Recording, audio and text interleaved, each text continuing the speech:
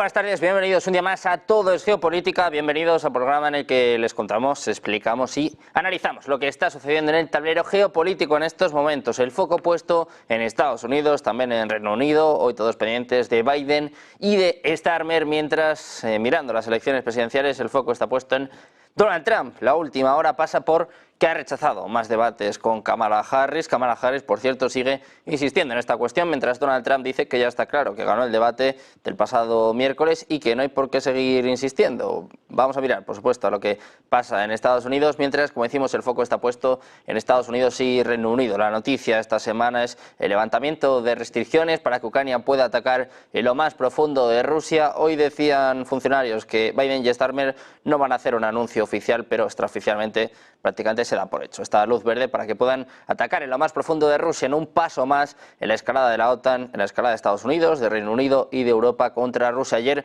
hablaba sobre esto el presidente ruso Vladimir Putin. Hablaba directamente de una guerra con estos países, venía a decir pues, que es el paso definitivo, que cambiaría la esencia, la naturaleza del conflicto y que mostraría pues, la implicación directa de todos estos países en el conflicto en Ucrania. Decía además que habría una respuesta apropiada. Enseguida miramos a las palabras por parte de Putin, pendientes, como decimos, también de Estados Unidos o de Reino Unido, pendientes, por cierto, de la contraofensiva en Kursk. Se hablan de más de 10 localidades que se han tomado ya precisamente en esta contraofensiva. Zelensky, por cierto, ha reconocido hace escasos minutos precisamente esta cuestión, la contraofensiva, que él dice que no ha tenido un éxito para Rusia, pero sí que dice que ha logrado detener los avances que estaba teniendo Rusia en el este. Por cierto, hablando de avances, hace apenas minutos leíamos que Rusia ha tomado hasta 8 localidades en el Donbass. Se habla además, el propio Zelensky decía que la situación es complicada en Prokrovsk, que es uno de los puntos clave ahora mismo, mientras precisamente mirando a Zelensky hace escasos minutos ha vuelto a pedir la luz verde a sus aliados, la luz verde a Estados Unidos y a Reino Unido para atacar dentro de Rusia, pero ojo porque no lo tienen tan claro. Tanto Estados Unidos como Reino Unido piensan que esto no va a cambiar el curso en el campo de batalla. Piensan que sería algo así como un paliativo, que sería algo así como un parche, pero que no va a cambiar la suerte del pueblo ucraniano. Enseguida les contamos esta información de Wall Street Journal. Enseguida, por supuesto, lo analizamos con los mejores expertos, pero antes ahondamos un poquito más en estas cuestiones. Empezamos mirando a Donald Trump, el candidato republicano, que ha dicho que no habrá otro debate contra su rival demócrata, la vicepresidenta Kamala Harris. Lo decía en su red social, donde ha señalado que ganó el debate, el cara a cara de principios de esta semana. Ha citado como prueba el hecho de que Harris la haya desafiado a otro debate poco después de que terminara el primero. Trump insiste en su publicación en que las encuestas muestran claramente que ganó el debate con Kamala Harris. Decía además que es la candidata de la izquierda radical de los demócratas y que inmediatamente después del primero convocó un segundo debate. El propio Trump, que por cierto, como saben, ya debatió en su día con Biden, donde terminó por poner en evidencia su delicado estado de salud. Tras la publicación de Trump, Harris ha vuelto a pedir otro debate. Donde no hay debates en Rusia, el presidente Vladimir Putin ha dicho este jueves que Occidente lucharía directamente con Rusia si permitiera a Ucrania atacar territorio ruso con misiles de largo alcance de fabricación occidental. Una medida que, según Putin, alteraría la naturaleza y el alcance del conflicto. Apuntaba a que si se toma esta decisión no será otra cosa que la participación directa de los países de la OTAN, de los Estados Unidos y de los países europeos en la guerra de Ucrania, una participación directa que cambiaría la esencia del conflicto en sí, la naturaleza misma del conflicto. Escuchamos a Vladimir Putin. There is an attempt to add some confusion into the matter because it's not about allowing or stopping the Ukrainian regime from striking the Russian territories. It is already striking the Russian territories using unmanned aerial vehicles and other means. But when we speak about the use of high-precision weapons, long-range weapons manufactured in the West, it is an absolutely different story. The thing is, and I have already mentioned this, any expert can confirm this, both in Russia and in the West. Using high-precision, long-range missile systems manufactured in the West, the Ukrainian army is not capable of doing that. They can only do that by using intelligence information from the... Escuchamos precisamente a Putin diciendo que estos últimos ataques no los puede hacer Ucrania por sí misma, que necesita la inteligencia occidental, necesita la inteligencia de Estados Unidos, que precisamente hablaba de que se pudiesen utilizar los famosos Storm, los misiles británicos, con la inteligencia de Estados Unidos para atacar a Rusia. Algunos dirían que es posiblemente lo que ocurrió el pasado martes con estos ataques a Moscú. En este contexto vamos a mirar a Zelensky, vamos a mirar a lo que piensa Estados Unidos. Dice que el levantamiento de las restricciones impuestas a Ucrania para atacar con armas de largo alcance el territorio ruso no cambiaría la suerte. Dice que sería solo un paliativo a corto plazo para las Fuerzas Armadas ucranianas en la línea del frente y que no resolverá los graves problemas de Kiev, es lo que informa The Wall Street Journal. Les preocupa que la relajación de las restricciones sobre armamento pueda ser un paliativo a corto plazo para retos mucho más profundos a los que se enfrenta Ucrania en el campo de batalla y a la hora de conseguir apoyo. Además, a Washington le preocupa que al destinar tantas tropas a la incursión en Kursk, donde en los últimos días, como decimos, Moscú ha logrado avanzar en su contraofensiva, Ucrania haya dispersado demasiado sus fuerzas y se haya vuelto vulnerable en el este, como les contamos, con avances de Rusia en el Donbass. Hasta 8 localidades. Estados Unidos preocupado, más allá de la petición de Zelensky. Y precisamente ya mirando a Zelensky, mirando a Trump, a Estados Unidos y sobre todo a las palabras del presidente ruso Vladimir Putin, llega el momento del análisis. Les presentamos ya a nuestra mesa de expertos de hoy. Tenemos a José Manjón, escritor y analista del Instituto Español de Geopolítica. ¿Qué tal? Muy buenas, José, buenas tardes. Tenemos también con nosotros a Antonio Alonso Marcos, profesor de Relaciones Internacionales de la Universidad CEU San Pablo. ¿Qué tal, Antonio? Muy buenas tardes. Muy buenas tardes. Y por último, que además estoy seguro de que esperaba mucho de nuestros espectadores, tenemos a Fernando Moragón, experto en geopolítica, especializado en Rusia, Asia Central y China. ¿Qué tal, Fernando? Muy buenas tardes. Encantado, como siempre, de estar con vosotros. Encantados de volver a tenerte por aquí. Seguro que en el chat están ahora mismo de celebración, así que si te parece ya empezamos contigo. Queremos saber lo que piensas, bueno. Queremos saber qué opinas. Si te parece empezamos mirando por Estados Unidos. Sé que todos estáis deseando también pues analizar las palabras de Putin, esta última escalada por parte de Occidente, Reino Unido, de Estados Unidos, pero mirando a Estados Unidos, Fernando, te quiero preguntar por Trump y por Kamala Harris, un poquito para empezar, para abrir boca. ¿Qué opinas del hecho de que tiene pinta de que no va a haber otro debate y también de lo que sucedió en el anterior, que muchos dicen que Kamala ganó a Donald Trump? A ver, esto ya sabéis que lo de las encuestas y tal, y especialmente en Estados Unidos, pues es muy manipulable. Quiero decir, todo depende de lo que preguntes y tal. En fin, te pueden salir los resultados que quieras. Pero, a ver, yo creo que los debates están sobrevalorados en Estados Unidos. O sea, tampoco influyen tanto como la gente piensa. Y todo viene por el famoso debate, como recordaréis, entre Kennedy y Nixon. Cuando Kennedy aplastó, digamos, a Nixon, etcétera, etcétera. Pero bueno, eso fue y de ahí viene, digamos, la expectación de los debates. Pero a partir de ahí no han sido especialmente influyentes y cada vez menos, porque encima tenemos a unos contendientes que precisamente no tienen muchas luces. Incluso se hablaba, no sé si es verdad o no, de que la señora Harris, en el mejor estilo norteamericano, llevaba un pendiente de una determinada marca que además de pendiente es un micrófono. Y por eso estaba apuntando notas, porque le estaban soplando por el micrófono como los estudiantes cuando van a hacer un examen. Pues igual, no sé si es verdad o no, pero ahí están y el pendiente existe y es igual que el que está en la foto, no sé. Que lleva la foto, vamos, cuando haces un zoom hacia el pendiente de Kamala Harris, es igual. A lo mejor es pura coincidencia. En cualquier caso, lo que hay que decir es que Estados Unidos, no con el debate, sino desde que empezó la carrera electoral, desde las primarias, incluso antes, es algo absolutamente impredecible. Impredecible porque ya lo hemos visto, ha pasado de todo.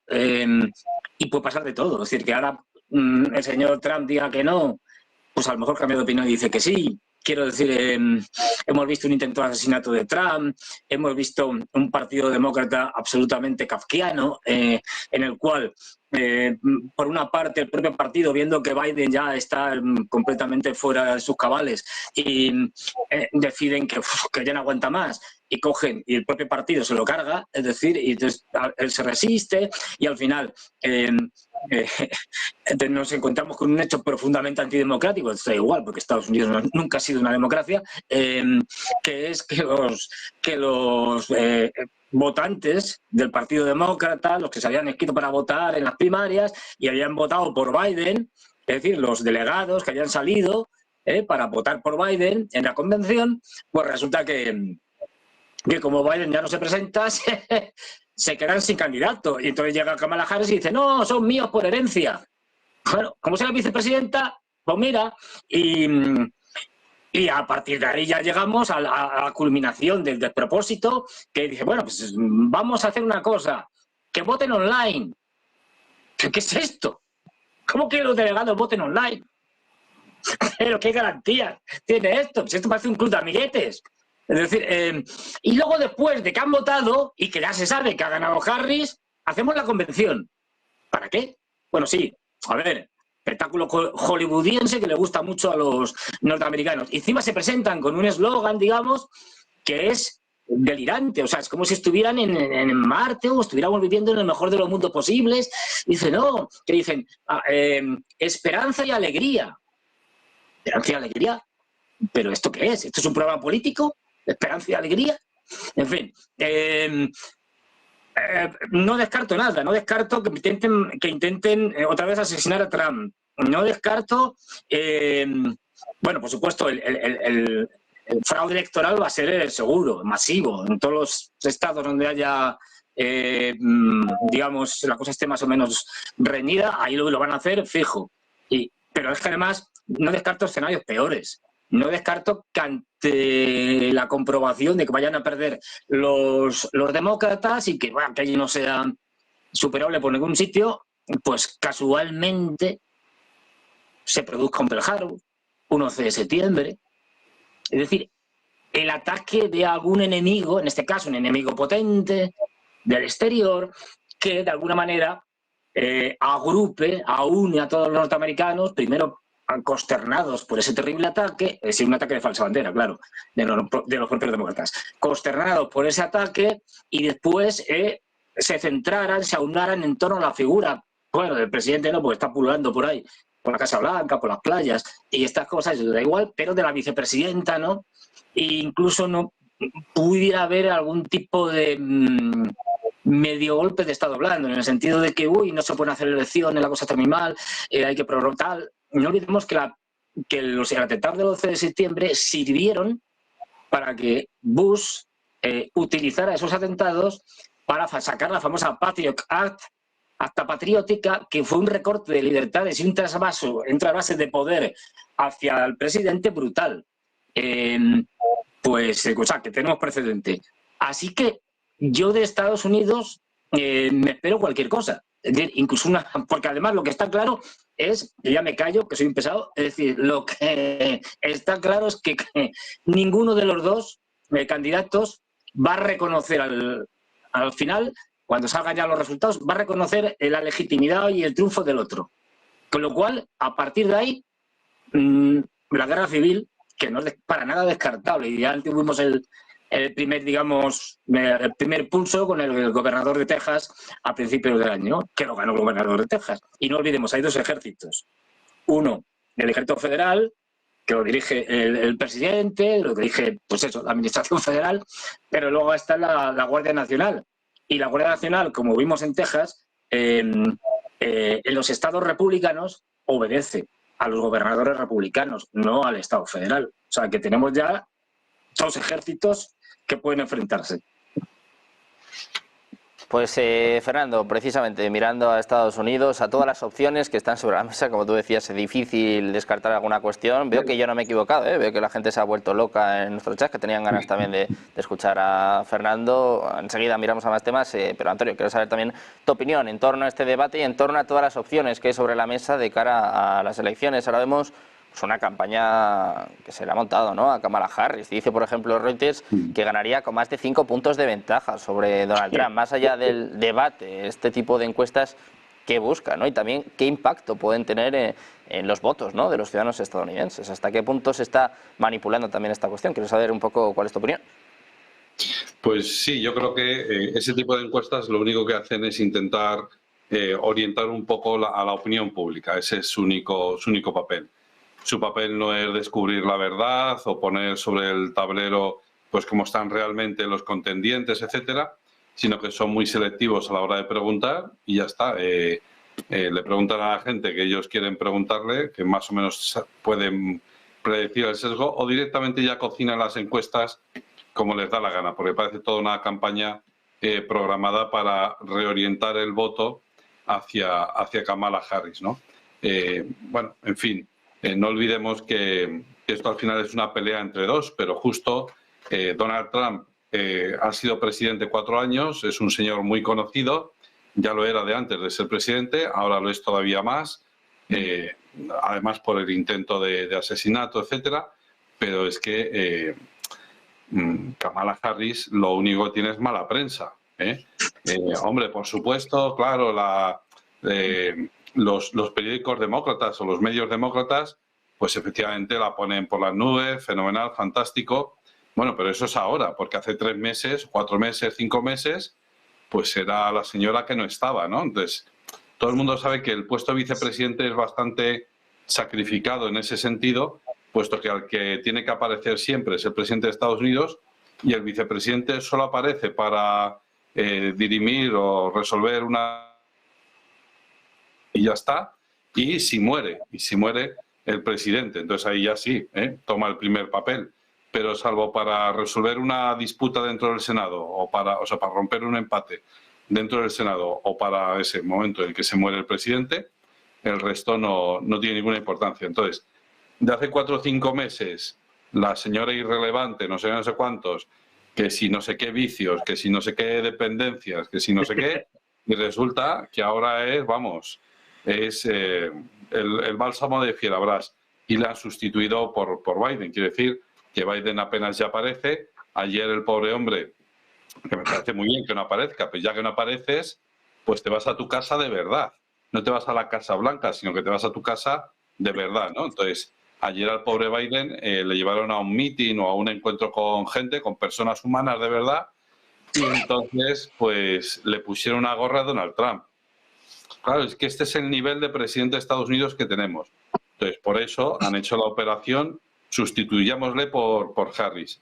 Yo estoy convencido de que ganará de calle Donald Trump, seguro. Vamos, si no le matan antes y tal. Otra cosa es que le dejen ganar, porque esto ya pasó hace 4 años. Ganaba de calle Donald Trump. No hay más que ver las imágenes, los vídeos de los mítines de Donald Trump y compararlos con los mítines de Joe Biden. O sea, no había color. Y sin embargo, le hicieron un fraude electoral masivo, que hay de aquel que se le ocurra poner en duda que hubo fraude electoral. Oiga, pues no, es que está influenciado por los rusos y tal. Si pone de manifiesto que duda del resultado electoral de los Estados Unidos y tal. Bueno, pues bueno, pues lo que ustedes quieran. Pero vamos, hemos visto muchos vídeos sobre cómo se hizo el fraude electoral y es algo bastante evidente. ¿Que por qué no ha sido declarado como tal todavía a día de hoy? Pues no lo sé. Pero desde luego hay toda una maquinaria puesta en marcha que impidió en su día a Trump llegar al poder de nuevo y que estoy seguro que en esta ocasión también volverán a ponerla en marcha y no le dejarán llegar a la Casa Blanca de nuevo. De todas formas, sí, para cerrar, sí que me gustaría subrayar un hecho, y es que, bueno, por lo menos se dieron la mano en la conmemoración del 11S Kamala Harris y Donald Trump. Bueno, entonces, si al final sucede lo que dice Fernando, que pues tiene toda la pinta, ¿no?, de que nadie acepte el resultado, pues efectivamente se puede liar una buena. Pero insisto, ese ambiente de preguerra civil no se llega ahí porque sí, sino porque se le ha negado a una parte de la población el convencimiento de una justicia, ¿no? Entonces, como hay una falta de justicia, pues hay que resolverla, ¿no? Y entonces, si hay una parte de la población que está convencidísima de que hace 4 años se le robaron las elecciones y ahora se le van a volver a robar, pues dice, hombre, pues para esto me voy de este país o, pues eso, cerramos el chiringuito, ¿no? Entonces, simplemente era eso. Bueno, pues José, te quiero trasladar la misma cuestión. ¿Qué tiene que pasar para que no gane Donald Trump? ¿Qué está pasando también con estas encuestas que hablan de 5 puntos de ventaja por parte de Kamala Harris? Por ejemplo, el otro día la CNN, cada uno que piense, bueno, la credibilidad que tiene cada medio, decía que ganó con un 60%, 60-30 más o menos eran los porcentajes. ¿Qué opinas de toda esta campaña que se está montando a favor de Kamala? Como bien decía Antonio, hace 5 meses era prácticamente irrelevante, ¿no? Mucha gente igual no sabía ni quién era. Hombre, en primer lugar, le quiero agradecer a Trump que no reproduzca el debate, porque el debate fue demencial, desastroso, de un nivel ínfimo por las dos partes, y francamente, yo viendo aquello decía, estoy aquí perdiendo el tiempo escuchando a estos sujetos que demuestran sobre todo la decadencia de una élite política que está por los suelos, no solo en América, también en Occidente. O sea, aquí tenemos los personajes que son también como para verlos. Y no sé, yo siempre se lo explico a mis alumnos, yo les pongo las ruedas de prensa del general de Gaulle. El general de Gaulle, con 70 y tantos, 80 años, se sentaba en una mesa en el Elíseo rodeado de todo tipo de periodistas de izquierda sin ningún papel, sin ningún asesor. Y se sentaba a hablar con ellos, a discutir con ellos cara a cara y les ganaba. Y encima era divertido. O sea, tú ves los vídeos y te ríes. Y claro, ves a estos sujetos y dices, ¿cómo hemos llegado a esto, no? Y los comparas con Putin, con Xi Jinping, con los dirigentes de la India, con los dirigentes de África. Y también te quedas diciendo, ¿cómo es posible que estemos en este nivel? Y repito, no solo en América. América es más espectacular porque la ve todo el mundo, pero aquí a la vuelta de la esquina los tenemos. O sea, tampoco hace falta irse muy lejos. Y francamente, prefiero que no haya otro debate, porque perdí un tiempo precioso que puedo dedicar a otras cosas. Entonces, muy bien, pues yo soy partidario de que no haya debate. Segundo, los debates no sirven para nada en Estados Unidos. Últimamente, al revés, es casi mejor perderlos. Y, por otro lado, yo creo que las elecciones, digamos que desde el punto de vista puramente electoral, digamos que Trump tiene una ventaja enorme. Ahora, Trump no compite contra Harris, Trump compite contra todo el sistema financiero, contra todo el sistema político, contra toda la administración, contra toda la judicatura, contra un montón de gente muy poderosa que no le va a dejar ganar. Yo estoy convencido de que, para más, como decía Fernando, es que América no es una democracia. Las elecciones en América siempre son dudosas. O sea, esta no va a ser ni la primera ni la última, y durante, vamos, hemos visto varias de estas ya en muchas ocasiones.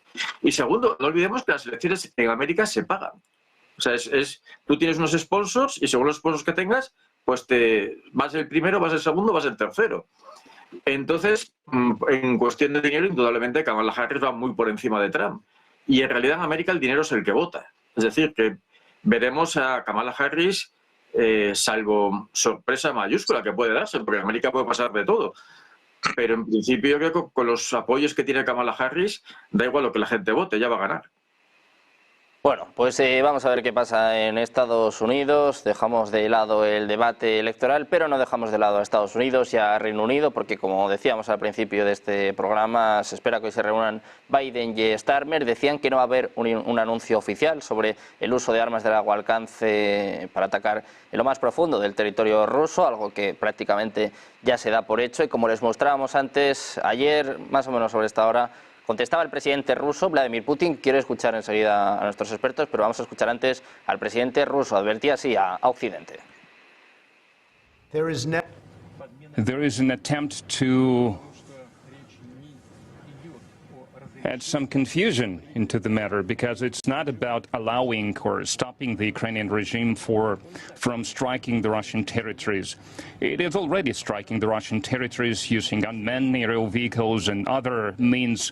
But when we speak about the use of high-precision weapons, long-range weapons manufactured in the West, it is an absolutely different story. The thing is, and I have already mentioned this, any expert can confirm this, both in Russia and in the West. Using high-precision, long-range missile systems manufactured in the West, the Ukrainian army is not capable of doing that. They can only do that by using intelligence information from the satellites, which Ukraine doesn't have. They can only get data from the European Union satellites or from the US satellites, so from the NATO satellites. And secondly, and very important, a key thing, that the tasks the targets for these missile systems can only be entered by the NATO servicemen. Ukrainian troops, Ukrainian servicemen are not able to do that. So we are not speaking here about whether Ukrainian regime is allowed to strike Russia or not. We're speaking here. Bueno, pues estaba diciendo Putin de que estamos hablando de un cambio, ¿no?, en este conflicto. Decía que es un cambio de escenario, un cambio de la naturaleza misma del conflicto y que Ucrania por sí sola no puede atacar de esta forma. Por ejemplo, con los ataques que tuvieron lugar en Moscú el pasado martes, habla ya de una implicación directa, para que nos entendamos, de los países de la OTAN. Fernando, te quiero preguntar precisamente por esto, esta última escalada, este último paso de la OTAN, de Estados Unidos, de Reino Unido y de esta respuesta de Putin que yo creo que es de las más serias, ¿no?, de las más contundentes que ha dado hasta ahora. Pues la OTAN, Estados Unidos, los pérfidos británicos, porque los británicos tienen el colmillo más retorcido, ¿no?, que los norteamericanos. En ese sentido son más peligrosos. Pero claro, enlazando con lo que decía José, primero tenemos una élite política occidental, así, que es penosa. Es decir, desde el punto de vista de su ignorancia, incompetencia, salud mental, bueno, a la mayoría son psicópatas o tienen problemas de narcisismo, en fin, terrible. Pues eso, tenemos una clase política desastrosa, con lo cual dejarles algo tan importante como es el conflicto de Ucrania en sus manos es casi suicida. Pero bueno, es lo que hay. A partir de ahí, bueno, como tú bien señalabas, Sergio, esta decisión está tomada. Esto ya lo han hecho, vamos, que nos lo llevan contando desde hace tiempo, ¿no? Lo hicieron con si os acordáis, con la artillería y tal, ¿no? Que si mandamos, que si no mandamos, manda tú, mando yo. No, ya estaban decididos de antemano, es paripé, para ir, digamos, introduciendo a la población la idea de que se va a mandar. Esto lo pasó igual con los tanques, con todo. Pasó con los F-16, que ya estamos viendo la eficacia que están teniendo, ¿no? Los F-16 es extraordinaria. ¿Han cambiado la guerra? Pues no. Para nada. Vamos, además, encima el primer F-16 del que se tiene constancia que salió en misión de combate lo derribó, pero lo derribó un misil Patriot norteamericano. Fantástico. A partir de ahí hay que tener en cuenta lo que está pasando. Es decir, en las dos partes. La parte norteamericana o de la OTAN han venido desde el principio de la guerra escalando. Y escalando. Y ahora mandamos, pues eso, la artillería. Luego mandamos los misiles, tal. Los tanques, los misiles, los Storm Shadow, los Scouts, etcétera, etcétera. Han ido escalando. Y Rusia, desde mi punto de vista, ya ha tenido para mí, un problema que es que no, que sepamos, no ha sabido mandar, digamos, el mensaje, por decirlo suavemente, a los norteamericanos, pero con hechos, no con palabras. Que no tiene que ser un mensaje necesariamente militar, pero vamos, el mensaje de que, oye, si escalas, tiene consecuencias. Las famosas líneas rojas, pues parece ser que no eran líneas rojas, y claro, lo que estamos viendo es que los occidentales han seguido escalando y llevándonos a una situación en la cual cada vez nos acercamos más a la posibilidad de un conflicto nuclear. Rusia ha mostrado una prudencia extraordinaria y te puedo decir, porque hablando con la población rusa, está un poco cansada de lo moderado que es Putin. Es decir, que lo que están diciendo es, mira, dale más caña porque pareces una ONG. Y al mismo, incluso parte de lo que me llega, parte del Estado profundo también está diciendo, Estado profundo ruso, que ya está bien, que a ver si empezamos la guerra de verdad. O sea, que cuidado porque en Rusia se están cansando de tanta moderación. De ahí las estupideces que dicen en el Occidente de que Putin es malo, malísimo, quiere ocupar Europa, el mundo, parte del extranjero, en fin. Nada. Desde luego es el presidente más moderado que tenemos ahora mismo entre las grandes potencias, estamos, de lejos. Es decir, y con casi toda la seguridad, si el día que Putin no esté, el que venga va a ser muchísimo más duro. Muchísimo más duro. Pero bueno, ¿qué es lo que pasa con los Storm Shadow y tal? Porque ahora están haciendo el paripé. Bueno, se reúnen estos, pero da igual, ya está decidido. Pues seguimos haciendo lo de meter la patita a ver qué hacen los rusos. Es decir, a ver, el problema está en que los rusos, no queriendo escalar, sabiendo que están enfrentándose a una panda de psicópatas, lo que han hecho es, durante casi toda la guerra, sabiendo, como ya sabían y como ya sabemos todos, que las tropas de la OTAN no están allí de instructores, están allí combatiendo, ni mercenarios ni nada, y no porque lo diga yo, es que lo dijo el canciller Olaf Scholz. No quiero mandar los Tauros porque entonces tendría que mandar mis soldados a manejarlo, porque los ucranianos no saben ni van a saber, porque es muy complicado, y entonces estaría haciendo lo mismo que están haciendo los británicos y los franceses. ¿Es más claro? Es decir, bueno, pues desde ahí sabemos ya con toda seguridad, y ha habido luego más declaraciones y tal, que la OTAN está combatiendo, no entrenando, no suministrando solo armas, inteligencia y tal. Claro, los rusos al final, que esto que lo sabían desde el principio, no han podido hacer la vista gorda, no han podido mirar hacia el lado. Y como estos siguen escalando, Putin no le ha quedado más remedio que decir, mira, ya no me dejáis otra. Si seguís con el tema este de los misiles, que tampoco son de tanto largo alcance, un Storm Shadow de los que están utilizando ahora son 250 kilómetros, que tampoco son reales. Ahora bien, los puede lanzar contra ciudades que estén más o menos cerca, pues Voronezh, la misma Kursk, Belgorod que está al lado, pero ahora bien, pues les pueden dar Storm Shadow que superan los 500 kilómetros. Está por ver. Hay un problema que tienen ahí los ucranianos y los occidentales, es que no tienen muchos Storm Shadow o Scalpel, que es la versión francesa de los Storm Shadow. No tienen muchos, con lo cual tampoco pueden hacer mucha cosa. Lo que se trataría, por lo tanto, es de seguir la táctica que de una manera absolutamente desastrosa han utilizado en Kursk, porque lo de Kursk no es cosa de Zelensky. Kursk lo ha organizado la OTAN y especialmente los británicos, que están allí. Es decir, que esto ya lo sabemos todos, igual que están en Odessa y son los que se encargan de hacer los ataques a Crimea. Es decir, es que, en fin, y Putin ya no le queda más remedio que decir, señores, esto ya ha cambiado. Esto ya no es una cuestión de misiles, de que lleguen más, de que lleguen menos. Esto ya es una cuestión de que esos misiles los está manejando pues unidades de la OTAN, de Gran Bretaña, de Francia, de lo que sea. Y con lo cual esos ataques ya dirigidos por países OTAN, pues habría que tomarlos como lo que son, un ataque de la OTAN. Y habría que responder, por lo tanto, pues bueno, cómo no ha dicho cómo, pero se supone, es decir, cómo creamos conveniente.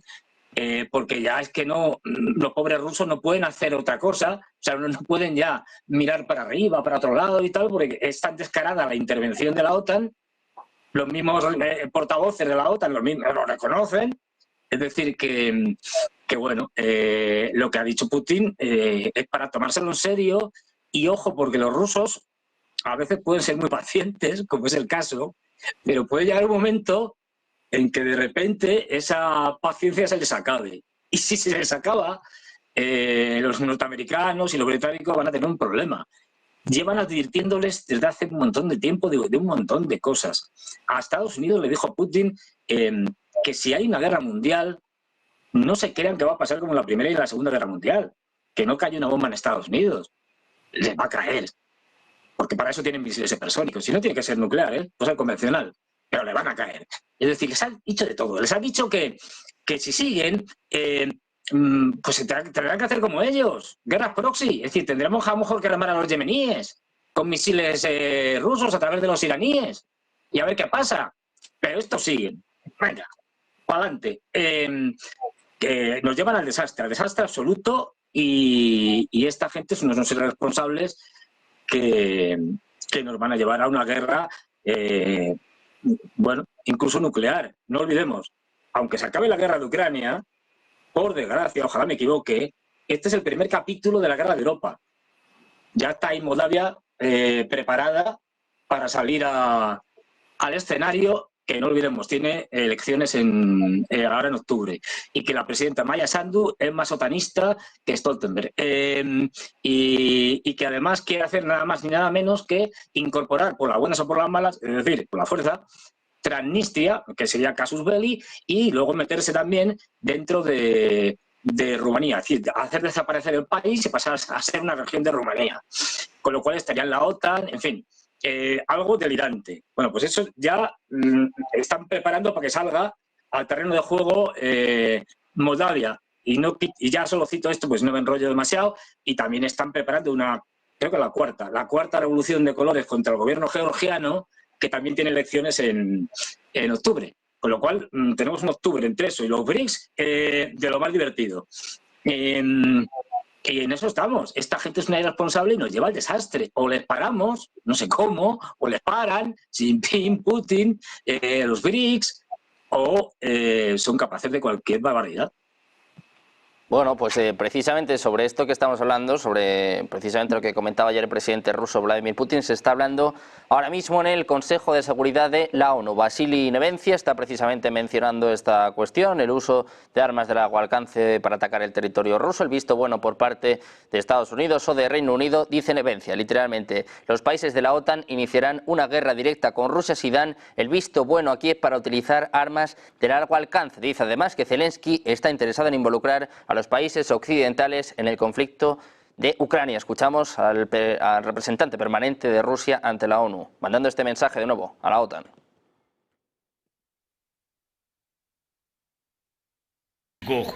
Руйнувань в Україні після стількох російських злочинів війни, після стількох терористичних ударів Путін досі може дозволити собі знищувати життя в Україні так, як йому заманеться. Може купувати та виробляти ракети, бомби, артилерію, може дозволити собі навіть заявляти світу ультиматуми. Та очікує він. Очікує, що світ поступиться йому, його божевіллю. Третій рік війни, а Путін досі вірить, що це йому мають поступатися.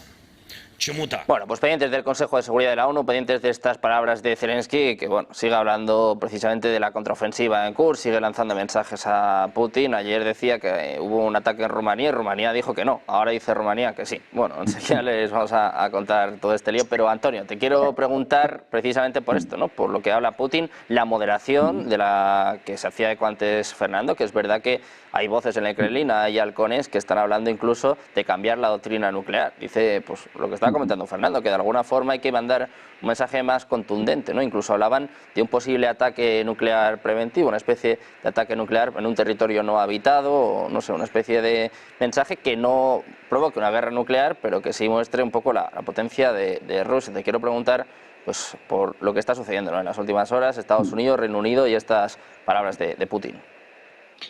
Bueno, aquí tres cositas y una prevención. La prevención la pongo la primera para que se vea que es una prevención. Y es que, claro, no tenemos bola de cristal, pero es que además, a lo mejor hace 10, 15 años las cosas eran más predecibles en relaciones internacionales. Pero es que a día de hoy puede pasar cualquier cosa, ¿no? Bueno, la primera cosita, ¿no? Es el tema de si es escalada o no es escalada el dar ese permiso. Vamos a ver, hace 2 meses o así, estaba Vladimir Putin de visita en Tashkent y en el aeropuerto de Tashkent dio una rueda de prensa y dijo exactamente lo que dijo ayer. Dijo exactamente eso. Y además lo explicó muy bien. Dice, hombre, ya digo, hace 2 meses en Tashkent, en el aeropuerto. O sea, además era de madrugada. Se puede ver en las imágenes, en los vídeos, como antes de irse de Tashkent da esa rueda de prensa, digamos, porque es un mensaje urgente. Y dice que por supuesto se considerará que la OTAN está implicada en el conflicto desde el momento en el que esos misiles penetren en territorio ruso. Dice, porque los mismos motivos, las mismas razones. Porque los ucranianos no saben manejar esos misiles, porque aparte de que necesiten información de los satélites de la OTAN, etcétera, etcétera, ellos no saben manejar esos misiles. Es decir, que la persona que está manejando el misil sentado en una silla, mirando en una pantalla, y quien está apretando el botón no son soldados ucranianos, son soldados OTAN. Aquí nos podríamos preguntar si son soldados con formación OTAN que están de excedencia, que están de vacaciones y casualmente, bueno, pues quieren prestar un servicio a la comunidad y se han ido allí voluntariamente o lo que sea. Bueno, esa ya sería una cosa, pero Putin, digamos, lo pone de manifiesto de manera muy clara, ¿no? Es decir, si esto sucede, inmediatamente, automáticamente, ya sabemos quién está detrás de esos ataques. Ya no es Ucrania, sino que es directamente la OTAN. Antonio Tajani, que es el ministro de Exteriores de Italia, lo dijo hace menos de una semana. Dijo, hombre, a mí no me parece bien hacer esto, puesto que si eso sucede, nos estaríamos metiendo en una guerra contra Rusia. A continuación, mi muy querido Josep Borrell, pues dice, no, hombre, eso es una ridiculez. Ah, vale. Abrirse así las manos y mirar para arriba y decir, es una ridiculez, pues ya todo el mundo tiene que entender, es verdad, es una ridiculez. Hombre, vamos a ver, no es una ridiculez. Le ponía yo este ejemplo a mis alumnos esta mañana. Digo, imagínense que yo me estoy... No le puse este ejemplo, pero vamos a hacerlo así. Imagínense que yo me estoy pegando con Fernando Moragón en la calle y de repente pasa por allá José, que está aquí en medio de nosotros, y en vez de llamar a la policía, llamar a la ONU, o no sé, intentar separarnos, que es lo que hacía la Unión Europea hasta hace nada con todos los conflictos que surgían en el mundo, lo que hace José es hacerle así, con su pistola, con una navajita y se la da a Fernando. Hombre, así sin navajita, yo a Fernando le meto 2 sopapos que le mando a Australia. ¿Sí o no, Fernando? ¿Alguna vez lo hemos para lavarse bajito, enclenque, no es verdad. Enfrentado y yo le he dado bien fuerte, ¿no? Bien. Bueno, pues si no es con navaja o la pistola de José, pues no me gana, ¿no? O no tiene oportunidades siquiera de empezar a pegarme, ¿no? Bien, pues esto es lo que sucede con la OTAN, Rusia y Ucrania. Ucrania no tenía ninguna posibilidad en el enfrentamiento contra Rusia. ¿Cuándo ha tenido una mínima oportunidad? Gracias a la ayuda de la OTAN. Pero eso tiene un límite, lo que decíamos, ¿no? Dice, muy bien, pero en cuanto tú le das el arma a la otra persona, amigo, ya te has metido en la pelea y, amigo, prepárate para recibir un bofetón, ¿no? Y ahí nos lleva ya a la segunda cuestión, que es la respuesta. La respuesta no tiene por qué ser utilizar el arma nuclear. La respuesta puede ser que se incendie una fábrica de armamento en Estados Unidos o que una fábrica de no sé qué en Alemania, pues de repente vuele por los aires. O que de repente el tendido eléctrico de no sé qué zona de la base americana o de la OTAN en Alemania, pues pierda fuerza, pierda potencia, por lo que sea, sabotajes, ¿no? Es decir, no se tiene por qué pensar en ataques abiertos, Bueno, ya que la OTAN no juega abiertamente, le está dando permiso a Rusia para no jugar abiertamente. Yo es que no sé si esto en la OTAN se dan cuenta de esta cuestión, pero ya que ellos no juegan de cara, Rusia no tiene por qué jugar de cara, ¿no? No, Rusia dice, por ejemplo, vamos a poner otro ejemplo que no tiene nada que ver. No vamos a utilizar munición de racimo, perfecto. Llega a Ucrania y lo utiliza, dice Rusia, hombre, pues ahora ya sí, Ahora tú me has dado permiso a mí, tácitamente, implícitamente, para que yo utilice la munición de racimo. Así es. Y la tercera cosa que quería explicar, y muy brevemente, es el día después. No nos hemos dado cuenta, pero nos hemos metido en una situación tal en la que ya no se puede salir. Es decir, ya no hay marcha atrás. Ya esa puerta se ha cerrado. Hace 2 años había la posibilidad de sentarse, negociar, no sé qué. A día de hoy ya solo hay un camino por delante. Ya está. Y es muy sencillo, no porque yo quiera, no porque a mí me guste este escenario que estoy describiendo, pero no se puede restablecer la confianza mutua si no es porque uno gana con todas las de la ley. Me explico. Imaginemos que el día de mañana Vladimir Putin dice, venga, va, ya estoy cansado de tanta cosa, tanto Zelensky, que se vaya a freír espárragos. Venga, chicos, volveos para acá. Primero, ¿volveos a dónde? A Rusia. Dejamos abandonado al Donbass, a Crimea, a Odessa, a Zaporilla. ¿Dejamos abandonada a esa gente? ¿Qué va a pasar con esa gente si de repente Rusia desaparece del territorio ucraniano? ¿Vale? Entonces, eso no va a pasar. Segundo, imaginemos que eso sucede. Imaginemos que Volodymyr Zelensky, en un éxtasis de generosidad, dice, es verdad, me he pasado, los ucranianos nos hemos pasado con los rusos de allí, venga, vamos a dejarles hablar en ruso, le vamos a dejar en paz, que tengan su autonomía, que en las escuelas estudien en ruso, tal, que vamos a desprohibir la Iglesia ortodoxa, ¿vale? O sea, que es muy fuerte porque es un Estado democrático que coarta la libertad de prensa, la de expresión, las libertades políticas de los partidos políticos, la libertad religiosa. Hasta el Papa ha dicho, dice, me parece muy bien lo del tema de Ucrania, pero no se pueden prohibir iglesias así como así. El Papa asomado a la ventana en el Ángelus, ¿vale? El día de mañana, si esto se para en seco ahora mismo, es que no volverá a ser igual. Y ya la tercera cosa, dentro de este escenario de paramos en seco, es, vale, paramos en seco, ¿y quién le garantiza a Rusia que de repente un grupo de guerrilleros, 4 tíos locos, mal armados, de repente, pues un día te hacen una incursión en Belgorod, otro día te hacen una incursión en Kursk? Primero, ¿quién se va a creer que son 4 tíos locos mal armados? Y de eso se sabrá más que de sobra que a esos 4 tíos, que no serán 4, que serán 40.000, pues hay alguien que les está armando y les está dando dinerito y les está dando información y les está dando inteligencia y no sé qué, ¿vale? Entonces, el día de mañana, aunque esto se parara en seco hoy, es un escenario que ya no es real, ya no es real. Es decir, eso no va a pasar.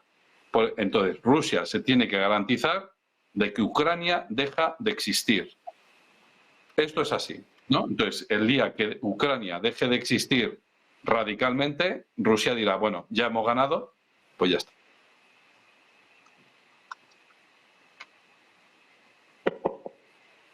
Te he dejado frío, Sergio. Bueno, pues es que de vez en cuando perdemos un poquito la conexión. Frío no, más o menos todos nos hacemos una idea, por suerte. Además, nuestros espectadores pues están al día de lo que sucede y yo creo que más o menos todos podíamos intuir que podíamos llegar a este punto, pero igual teníamos la esperanza de que finalmente no se produjera. Pero bueno, más allá de todo esto, José, te quiero trasladar la misma cuestión, las palabras de Putin. Y a mí hay una cosa que me sorprende, porque ya lo contaba antes Fernando, ¿no? Ya damos por hecho que esto va a suceder, que van a dar el visto bueno, pero es que hay muchas informaciones en Wall Street Journal, en medios británicos, que hablan de que ni Estados Unidos ni Reino Unido piensan que esto vaya a cambiar el curso en el campo de batalla, piensan que Ucrania no va a poder solucionar todos sus problemas solo con las armas de largo alcance. Entonces, ¿para qué lo van a hacer, José? Es mi pregunta. ¿Qué buscan? Confrontar a Rusia, o sea, provocar a Rusia y que les ataque, porque no tiene más sentido, no hay más, no sé, más razonamientos lógicos, ¿no? Hombre, es que hay un problema que tiene la clase dirigente europea y americana con Rusia. Y es que al revés que ellos, la dirigencia rusa no es nada emocional. La guerra se está llevando de una manera tremendamente fría y de hecho prácticamente no se ha respondido a ninguna provocación de manera fulgurante e iracunda, ¿no? Y además, por otro lado, hay que tener en cuenta otra cuestión. La llegada de estos misiles va a confirmar aún más, si cabía, a los rusos en la necesidad de la operación militar especial. Cuando ya Occidente está dispuesto a cruzar todas las barreras y a llegar a sobrepasar todo, ya no hay líneas rojas, o sea, son pasos de cebra que Occidente ha ido cruzando alegremente uno detrás de otro. Entonces, bueno, los rusos, evidentemente, yo creo que ya hacía tiempo que no les hacían falta tantas demostraciones, pero con esto ya está clarísimo. Entonces, ¿qué es lo que tienen que hacer? No sé, porque evidentemente no estoy en el Estado Mayor ruso, pero Rusia tiene capacidad para responder de manera contundente mediante armas que no son necesariamente nucleares. Rusia tiene varios tipos de bombas que tienen efectos muy parecidos a una bomba atómica y no son atómicas, y no las ha probado. Y por otro lado, Zelensky pues está la desesperada. O sea, la situación del frente pues no sé, quizá Pokrovsk aguante porque meten ahí todo lo que pueden y aguante un mes, 2 meses, pero el camino de Pokrovsk es el mismo que tuvo Bakhmut o es el mismo que tuvo Mariupol, no tiene otro. Sería un milagro que aguantara con la que le está cayendo encima. Y encima han abierto un nuevo frente. Si nos fijamos en el nuevo frente, la frontera rusa está de la capital del óblast ucraniano de Sumy a nada. O sea, llegar desde la frontera rusa, hoy en día atacada por los ucranianos, hasta Sumy es un pequeño paseo. Entonces, bueno, de repente, digamos que Zelensky se ha suicidado. O sea, tiene una situación estratégica extremadamente complicada y que ya no puede, no sabemos, tiene que quitar de un sitio para salvar otro.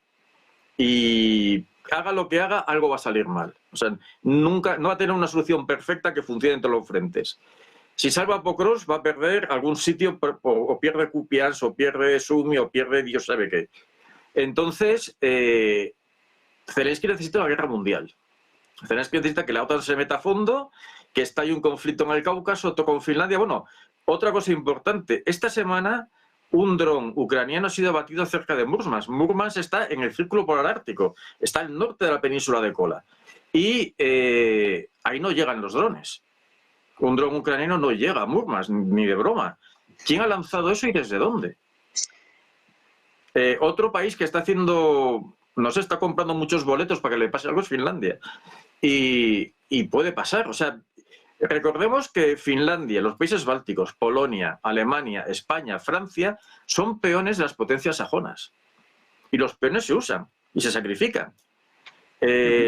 Nosotros pensamos que no nos va a tocar, pero digamos que esto es una guerra a muy largo plazo. Esto es simplemente la primera fase de algo que es como las guerras de coalición de los ingleses contra Napoleón. Se van a ir utilizando diversos elementos y a ver qué tal salen. Pues una vez es España, otra vez es Dinamarca, otra vez es lo que sea. Y aquí es algo parecido. Ellos no se juegan nada. Ellos venden armas, ganan dinero y somos nosotros que ponemos los muertos. Y repito, cuando esta cosa se acerca a los bálticos o a Polonia, y hay un sitio tremendamente volátil, que es Kaliningrado, es el corredor Suwalki, ahí puede pasar cualquier cosa en cualquier momento. Y hay gente que está muy loca en Polonia y en los países bálticos. O sea, no nos equivoquemos. Además, en toda la política internacional hay una cosa muy peligrosa, que es el actor secundario que decide actuar por su cuenta con una genialidad, a ver si hago esto. Y grandes desastres de la historia han venido o por los serbios, o por los israelíes, o por, no sé, o por los italianos. O sea, en medio de las pugnas de grandes potencias hay alguien que se mete y la lía. Y que no estaba en el guión. O sea, lo inesperado sucede. Y no está, en la situación actual, lo inesperado puede ser terrible. Otra cuestión importante, los misiles que tiren van a ser muy poquitos.